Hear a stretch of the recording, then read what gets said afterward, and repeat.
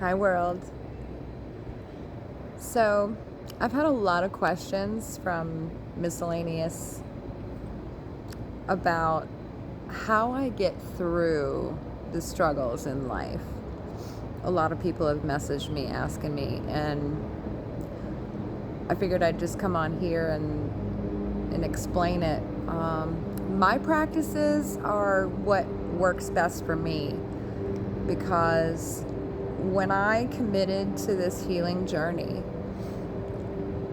I was in a situation where my health was at a very, very high risk, and I had no money. I was really struggling. I mean, it was either feast or famine. It was either my son and my beloved pets ate and I didn't, or none of us did. So,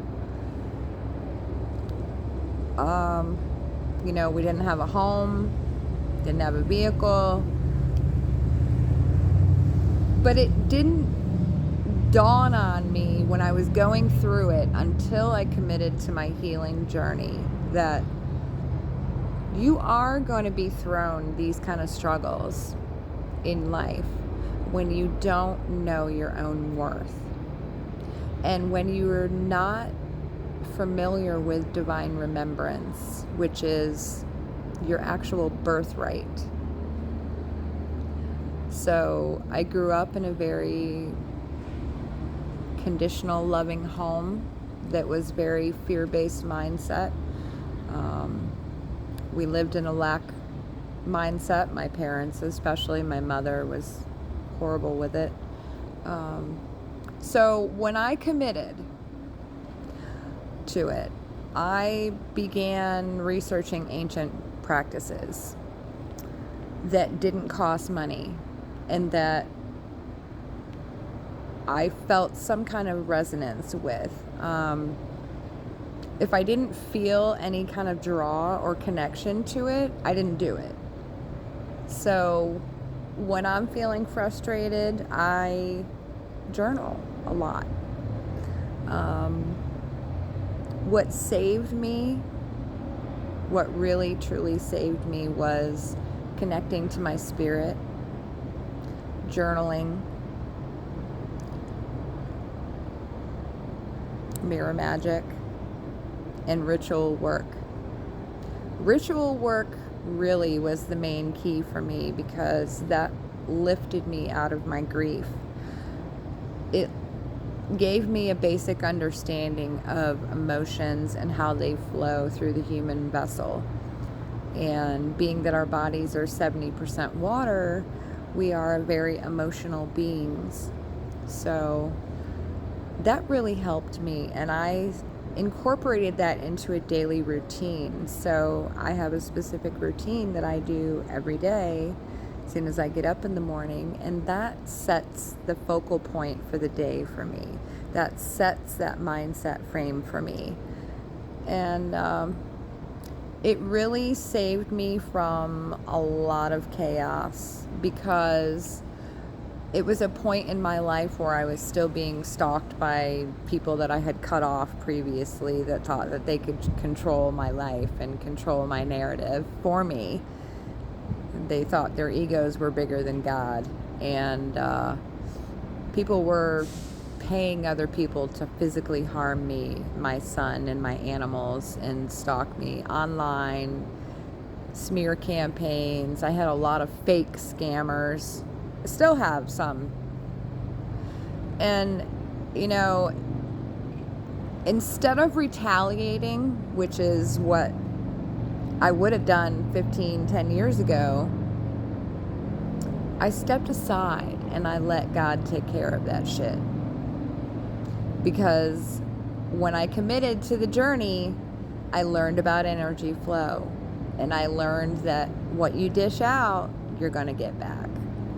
It may not be right away, but everything that is done in the dark is always going to come to light. So I knew better. And I knew that if I just focused on me, minded my own damn business, and focused on my own healing and why I had developed the survival habits that I did, and how I could reprogram my brain and heal my emotions, that's what I did. I didn't want to struggle anymore. I didn't want to end up in relationships with people who abused me on all levels. I didn't want to be around fake individuals anymore. I've spent most of my life alone, but that's by choice, actually, in my later years. The last 10 years, it's been by choice. I cut off every single toxic individual that I was connected to, and I changed my whole life. But it's developing a routine that works for you.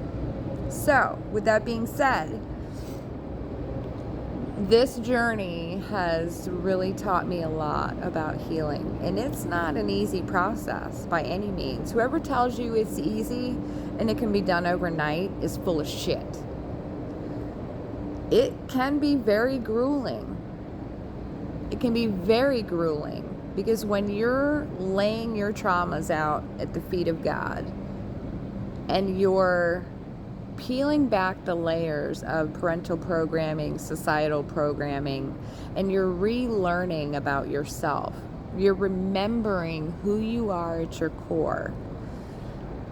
Once you start peeling those layers back and you're really getting to know yourself. So the more you do it, the more confident you are in your choices.